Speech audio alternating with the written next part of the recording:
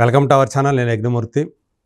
డాకు మహారాజ్ జనవరి 12న సంక్రాంతి సంబరాన్ని మనకు తెచ్చేందుకు రెడీ అవుతున్నారు నటసింహం నందమూరి బాలకృష్ణ. బాబీ కొల్లి డైరెక్ట్ చేసినటువంటి ఈ సినిమాని సితార్ ఎంటర్టైన్మెంట్స్ బ్యానర్ మీద సూర్యదేవర నాగవంశి మనకు అందిస్తూ ఉన్నారు. ఈ సినిమా ట్రైలర్ రిలీజ్ అయింది.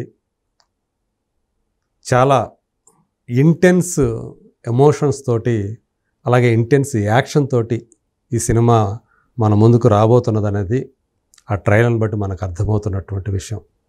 సో దీని గురించి ఆ ట్రైలర్ ఎలా ఉంది, ఆ ట్రైలర్ మనకేం చెప్తూ ఉంది, ఆడియన్స్ డాకు మహారాజ్ మీద ఎలాంటి ఎక్స్పెక్టేషన్స్ పెట్టుకోవచ్చు, ఈ విషయాలు మనతో మాట్లాడటానికి సీనియర్ జర్నలిస్ట్ అలాగే సినీ విశ్లేషకులు ధీరజ్ అప్పాజీ గారు ఉన్నారు. అప్పాజీ గారు నమస్కారం అండి. నమస్తే అండి. చూసాం డాకు మహారాజ్. సో 24 అవర్స్లో మోర్ దెన్ 10 మిలియన్స్ వ్యూస్ సాధించింది. 10 మిలియన్స్ ఇంకా ముందుకు వెళ్తా ఉంది. ట్రెండింగ్ పరంగా కూడా నెంబర్ 1 ప్లేస్లో ఉంది. స్టిల్ 24 గంటల తర్వాత కూడా నేషనల్ వైడ్గా నెంబర్ 1 పొజిషన్లో ఉంది ట్రెండింగ్లో. సో చూసాం. అంటే యాక్చువల్గా చెప్పాలంటే ఈ ట్రైలర్కి ముందు రిలీజ్ చేసినటువంటి 3వ పాట ఏదైతే ఉందో దబిడి దిబిడి, అది కొంచెం విమర్శలకు తావిచ్చింది. ప్రధానంగా శేఖర్ మాస్టర్ కొరియోగ్రఫీని మీద ట్రోలింగ్ ఎక్కువ జరిగింది. Even director Bobby Kolli taste ఏంది, ఇలా ఉందేంటి అని కూడా విమర్శలు వచ్చాయి. ఈవెన్ కాసర్ల శ్యామ్ ఆయన రాసినటువంటి లిరిక్స్ మీద కూడా విమర్శలు వచ్చాయి. మరి ఇలాంటి విమర్శలు ఎదుర్కొన్న తర్వాత వచ్చినటువంటి ఈ ట్రైలర్ ఏదైతే ఉందో అది గూస్ బంప్స్ తెప్పిస్తోంది అని చెప్పేసి చాలామంది ఫ్యాన్స్ అయితే అభిప్రాయపడుతూ ఉన్నారు. చాలామంది కూడా ఆ పాట తీసుకొచ్చినటువంటి నెగిటివిటీని మర్చిపెట్టలు చేసిందని కూడా చెప్తూ ఉన్నారు. సో మీరేమంటారు? మీరు చెప్పిన దాంతో పూర్తిగా నేను ఏకీభవిస్తున్నాను. అంటే ఆల్రెడీ ఈ సినిమా పట్ల ఉన్న అంచనాలని మరింత పెంచేలాగా ట్రైలర్ ఉంది. ఓకే. అంటే ఓన్లీ బాలయ్య ఫ్యాన్సే కాకుండా సినిమాలను ప్రేమించే ప్రతి ఒక్కరు కూడా అరే ఈ సినిమాలో ఏదో విషయం ఉన్నట్టుంది, మనం తప్పకుండా చూడాలని ఆల్రెడీ మెంటల్గా ఫిక్స్ అయిపోయేలాగా చేసేటట్టుగా ఉంది. చెప్పారు ఆల్రెడీ 1 కోటి మంది అప్పుడే చూసారంటే నాకు తెలిసి ఇంకో 2-3 కోట్ల మంది అయినా ఇంకా టైం ఉంది కాబట్టి, ఇంకో వారం రోజుల నుంచి టైం ఉంది కాబట్టి ఈవెన్ సినిమా రిలీజ్ అయిన తర్వాత కూడా ఇంకా పెరిగే అవకాశం ఉంది. అవును. సో ఇనిషియల్ స్టేజ్లో దానికి కాస్త వచ్చే మొదటి ఏ వీడియోకైనా మొదటి 24 గంటలు చాలా క్రూషియల్. దాంట్లో ఇది డిస్టింక్షన్లో పాస్ అయిందనే చెప్పాలి. అవును. 10 మిలియన్స్ వచ్చి ఇప్పటికీ ట్రెండింగ్లో ఉందంటే, నెంబర్ 1 పొజిషన్లో ఉందంటే చిన్న విషయం కాదు. సో ఆ రకంగా ఇది సక్సెస్ అయింది, పెద్ద హిట్ అయింది. మీరు చూశారు. అవును. అంటే డాకుగా అలాగే నానాజీ. అవును. సో ఇలాంటి షేడ్స్ ఉన్నటువంటి క్యారెక్టర్ మనకు అనిపిస్తా ఉంది. ఒక పాపకు వచ్చేటప్పటికి నానాజీ, అదే బయట జనాలకు వచ్చేటప్పటికి ఒక డాకు. అవును. ముఖ్యంగా ముందే ఇచ్చాడు ట్రైలర్ లోనే డాకు మహారాజ్ అనే టైటిల్ జస్టిఫికేషన్ జరిగిపోయింది. ఆ ట్రైలర్ లోనే జరిగిపోయింది మనకు అనిపిస్తోంది. అవును. ఆయన చూస్తే ఆయన ఆహార్యం కానీ ఎలా ఉంది, ఏమనిపిస్తుంది మీకు? బాలయ్యని చూస్తే చాలా ఇంటెన్సిటీ ఉందని అనిపిస్తుంది. ఓన్లీ ఆయన డైలాగ్ డెలివరీ కావచ్చు, గెటప్ కావచ్చు, ఓవరాల్గా ట్రైలర్ డిజైన్ చేసిన ఇది టోటల్గా అంటే ఒక సంక్రాంతికి ఏవైతే ఆశిస్తారో చిన్న హ్యూమరు, సెంటిమెంటు అన్నీ అందులో మిళితం చేసినట్టుగా ఇప్పుడు ఆ నానాజీ అనే డైలాగ్లో చిన్న హ్యూమరు ఇలాగా ఒక కంపాక్ట్ దీని కింద అద్భుతంగా డిజైన్ చేసినట్టు నాకు అనిపించింది. మీరు అన్నట్టు ఏదైతే దబిడి సాంగ్తో చిన్న నెగిటివిటీ దాన్ని పూర్తిగా పటాపంచలు చేసేసింది. అదే కాకపోతే మామూలుగా ఆయన సినిమాలు మనం చూసాం, వీళ్ళు పలానా వాళ్ళు హీరోయిన్ అన్నట్లుగా ఈ సినిమాలో అలాంటిది కనిపించినట్లేదు. ఇప్పుడు అందులో చూస్తే మనం ప్రజ్ఞా జైస్వాల్ కనపడింది, శ్రద్ధా శ్రీనాథ్ కనిపించింది, అలాగే ఆమె ఉర్వశి రౌతేలా ఉంది. మామూలుగా కేవలం ఐటమ్ గాళ్ళుగానే కాకుండా క్యారెక్టర్ కూడా చేసింది అనేది చెప్పాడు బాబీ. అవును. అట్లాగే అమ్మాయి చాందిని చౌదరి కూడా కనిపించింది. నలుగురు అంటే చాందిని చౌదరిది ఇది ఒక క్యారెక్టర్ లాగా, మరి అది సిస్టర్ క్యారెక్టరా ఏంటి అనేది మన సినిమాలో చూడాలి. మరి సో చాలా పెయిన్ ఉన్న క్యారెక్టర్ చాందిని చౌదరిది మనకి కనిపించింది. బాబీ డియాల్ వెళ్ళండి. సో మనిషిని చూస్తేనే బీభత్సంగా ఉంటాడు. అవును. అతని విలనిజం అంటే అతను చూస్తే ఇందులో చాలా మనకు కనిపించినటువంటి అకృత్యాలు కానివ్వండి, దహనాలు కానివ్వండి, అదే మారణ హోమాలు, ఇవన్నీ దీంట్లో కనిపిస్తూ ఉన్నాయి. ఇదంతా కూడా దీని వెనక ఉంది బాబీ డియోల్ అనే ఉంది. సో బాలకృష్ణ, బాబీ డియోల్ ఎదురెదురుగా ఉంటే సో ఎలా ఉంటుంది ఆ స్క్రీన్ అనేది? అసలు ఒక రేంజ్లో ఉంటుంది. అంటే రాజమౌళి జనరల్గా చెప్తుంటాడు, ప్రతి నాయకుడి పాత్ర ఎంత అద్భుతంగా ఉంటే, అద్భుతం అంటే ఇది కొంచెం క్రూయాలిటీ అనేది ఎంత స్ట్రాంగ్గా ఉంటే ఈ నాయకుడు అనేవాడు అంత ఎలివేట్ అవుతాడు కదా. అవును. దానివల్ల ఈ క్యారెక్టర్ చూస్తే ఆ క్రూయాలిటీ ఇదంతా మనకి అంటే జనాలే అనిపించాలి, ఇటువంటి వాడిని అనచడానికి ఒకటి రావాలి అనే ఒక ఇది ఆడియన్స్లో కలిగినప్పుడు అది ఆటోమేటిక్గా డెఫినెట్గా సక్సెస్ అవుతుంది. అదే ప్లస్ మనం ఒక యానిమల్ సినిమాలో చూసాం వాడి క్రూయాలిటీ మామూలుగా ఉండదు. అంటే ఈ సినిమాతోటి బాలయ్య హిందీ మార్కెట్లో కూడా హల్చల్ చేసే అవకాశం ఉందని నాకు అనిపిస్తుంది. ఓకే, ఆ అంశాలన్నీ పుష్కలంగా ఉన్నాయి. సో బాలయ్య కూడా పాన్ ఇండియాకి వెళ్తాడని అవడానికి అవకాశం ఉంది. ఇప్పుడు ఎందుకంటే ఇప్పుడు గద్దర్ 2 సినిమాతోటి మనం చూసాం ఏ రేంజ్లో సక్సెస్ కొట్టాడు. అవును కదా, వాళ్ళ అన్న సన్నీ డియోల్. కాబట్టి అంటే ఈ తరహా సినిమాలకి బ్రహ్మరథం పడుతున్నారు నార్త్ ఇండియాలో.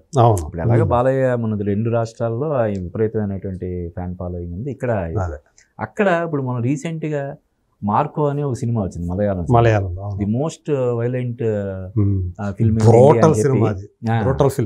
అటువంటిది అక్కడ హిందీలో తెగాడేస్తుంది. అవును, చాలా పెద్ద హిట్. మలయాళంలో జనరల్గా కొంచెం సెన్సిబుల్ మూవీస్కి ఎక్కువ ఇష్టపడతారు అనే టాక్ ఉంది. అక్కడ కూడా హిట్, మలయాళంలో హిట్. ఇక్కడ తెలుగులో ఓన్లీ హిందీ వెర్షన్లోనే బాగా కలెక్ట్ చేసింది, తెలుగులో కూడా దాన్ని డబ్బింగ్ చేసి రిలీజ్ చేశారు. రిజల్ట్ బాగానే ఉంది. హిందీలో అసలు ఏ మలయాళ సినిమా కూడా మొదటి రోజు ఇప్పటిదాకా రిలీజ్ అయినటువంటి మలయాళ డబ్బింగ్ సినిమాలు మమ్ముట్టివి, మోహన్ లాల్వి, ఇంకా వేరే పృథ్వీరాజ్ సుకుమార్ ఇట్లాంటి వాళ్ళు రిలీజ్ అవుతాయి కదా ఇక్కడ. అవును, తెలుగు వర్షన్స్. అవునవును, వాటన్నిటికంటే కూడా ఓపెనింగ్స్ పరంగా ది బెస్ట్ అనమాట ఇది మార్కో.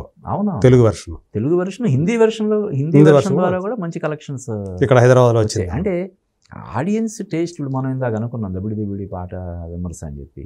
మరి ఇంత క్రూయల్ ఇది ఉన్నటువంటి సినిమాని, అంత క్రూయాలిటీ ఉన్న సినిమాని, అంత ఘోరమైనటువంటి హింసను చూపించే సినిమాని బ్రహ్మరథం పడుతున్నారంటే ఆడియన్స్ టేస్ట్లో ఏ విధంగా మార్పు ఒక ఇది కదా.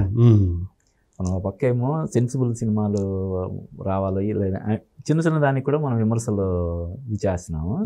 ఇంకో పక్క అసలు అత్యంత హింసాత్మకమైనటువంటి సినిమాలకి జనాలు బ్రహ్మరథం పడుతున్నారు. అంటే ఇప్పుడు మాస్ పాకెట్స్ ఎక్కువగా కూడా నార్త్లో ఉన్నటువంటివి, వాళ్ళు ఏవి ఎంజాయ్ చేయాలి, ఈ అర్బన్ సెంట్రిక్ చూసి వాళ్ళు విసులుగా వచ్చేసింది, ఇది మంద కాదన్నట్టుగా ఫీల్ అవుతున్నారు వాళ్ళు. అంటే పప్పన్నం తిని బోరు కొట్టి ఒక్కసారి బిర్యానీ తింటే ఎలాగా ఉంటుందో, మటన్ బిర్యానీ, చికెన్ బిర్యానీ, దమ్ బిర్యానీ తింటే ఎలా ఉంటుందో అలాగే అనిపిస్తుంది. అదే. సో అందుగురించి పుష్ప లాంటి సినిమా ఆ విధంగా హిందీ బెల్ట్లో మొత్తం రికార్డులన్నీ బదులు కొట్టేసింది మొత్తం. సో హిందీ వర్షన్కి సంబంధించి ఇప్పుడు టాప్ అదే టాప్, ఒక సరికొత్త బెంచ్ మార్క్. ఇప్పుడు 650 మిగతా ఏ చేయలే. స్త్రీ సినిమా అది కూడా 630 దగ్గర ఆగింది. లైఫ్ టైం కలెక్షన్ అది. ఈవెన్ జవాన్ వచ్చి అన్ని భాషల్లో, ఇండియాలో రిలీజ్ చేసిన అన్ని భాషల్లో కలిపి 640+ వచ్చింది దేశీయంగా. అది ఓన్లీ హిందీ వెర్షన్. 700 దాటిపోయింది, 800 దాటిపోయింది. లైఫ్ టైం దగ్గరలో ఉంది, 825 దగ్గరకు వస్తుంది అంటున్నారు. అవును, ఇప్పుడు 806 వాళ్ళే వేసారు కదా. ఇప్పటికి 4-5 వస్తున్నాయి రోజుకి, మినిమం 3 కోట్లు 4 కోట్లు అలాగా వస్తున్నాయి. సంక్రాంతి వరకు లాగేస్తుంది. ఇంకా చూడాలి ఈ గేమ్ చేంజర్ ఏమైనా ఆపుతాయా దాన్ని, ఏంటి హిందీలో మరి చూడాలి. ఎందుకంటే బేబీ జాన్ లాంటివి కూడా ఆపలేకపోయాయి కదా అక్కడ. అయితే మన పాపం అక్కడ బాలీవుడ్ రైటర్స్, ఇప్పుడు అనురాగ్ కశ్యప్ కానీ అంతకుముందు కొంతమంది రైటర్స్, బాలీవుడ్ అనే వాళ్ళు ఎంతసేపు ఈ ఫ్యామిలీ ఓరియంటెడ్, లేదంటే ఈ లవ్, ఇటువంటి సెంటిమెంట్, ఇటువంటి సినిమాలు, ఫ్యామిలీ డ్రామాలు చేసి ప్రాపర్ యాక్షన్ ఎంటర్టైనర్స్ని అలక్ష్యం చేశారు. దాని ఫలితం అని చెప్పి అంతకుముందు ఎప్పటి నుంచో మొత్తుకుంటున్నారు. ప్రాపర్ అంటే ఒక షోలే లాంటి సినిమా వచ్చి హిందీలో చాలా సంవత్సరాలు. అంటే మొన్న మన సురిదార్ నాగవంశి ఆ విషయాన్ని కొంచెం పెడసరంగా చెప్పినట్టుగా చెప్పాడు తప్ప అది అందరూ అక్కడ ఒప్పుకుంటున్నారు.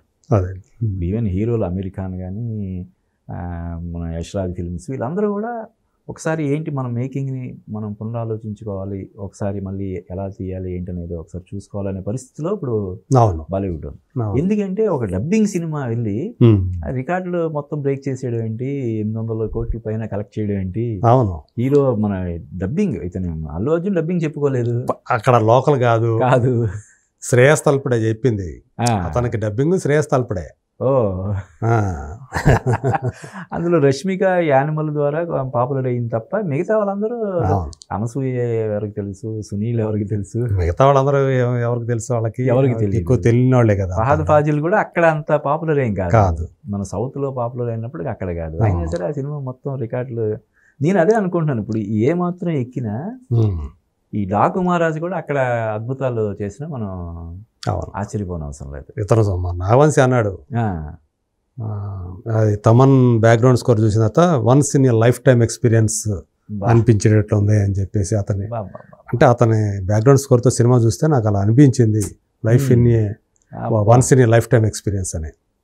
సో అంతగా అలాగే ఉన్నాయి ట్రైలర్లో విజువల్స్ కానీ బ్యాక్గ్రౌండ్ స్కోర్ అదే అలాగే ఉన్నాయి. అంటే తమన్ ఇప్పుడు బాలకృష్ణకి వీరాభిమాని అయిపోయాడు, వరుసగా 6 సినిమాలు అనుకుంటా. అవును, అఖండ అతనే, అన్ని తనే చేస్తున్నాడు.